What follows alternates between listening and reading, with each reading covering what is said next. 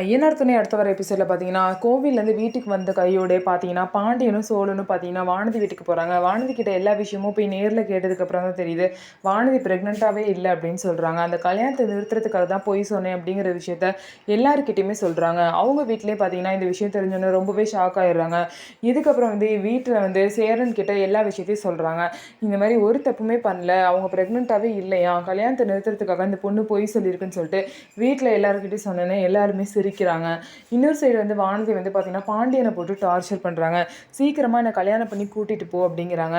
என் வீட்டில் திரும்ப நான் ப்ரெக்னெண்ட்டாக இல்லைன்னு தெரிஞ்சோன்னே என்னை கல்யாணம் பண்ணிக்கோ கல்யாணம் பண்ணிக்கோன்னு சொல்லிட்டு டார்ச்சர் பண்ணுறாங்க. சீக்கிரம் என்னை கூட்டிகிட்டு போ பாண்டி அப்படின்னு சொல்லிட்டு வானதி கேட்குறாங்க. பாண்டியன் ஸ்ட்ரிக்டாக சொல்லிட்டாங்க, எங்கள் அண்ணனுக்கு கல்யாணம் ஆகாமல் நான் பண்ணிக்க மாட்டேன் அப்படின்னு சொல்லிடுறாங்க.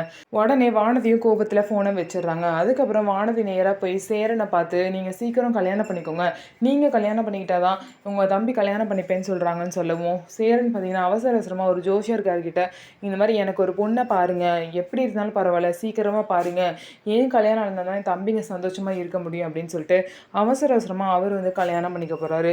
ஸோ இதுக்கப்புறம் என்ன நடக்க போகுதுன்னு சொல்லிட்டு வெயிட் பண்ணி பார்ப்போம். நம்ம வீடியோ உங்களுக்கு பிடிச்சிருந்தா நம்ம வீடியோவை லைக் பண்ணிக்கோங்க, மறக்காமல் நம்மளோட சேனலை சப்ஸ்கிரைப் பண்ணிவிட்டு பாருங்கள்.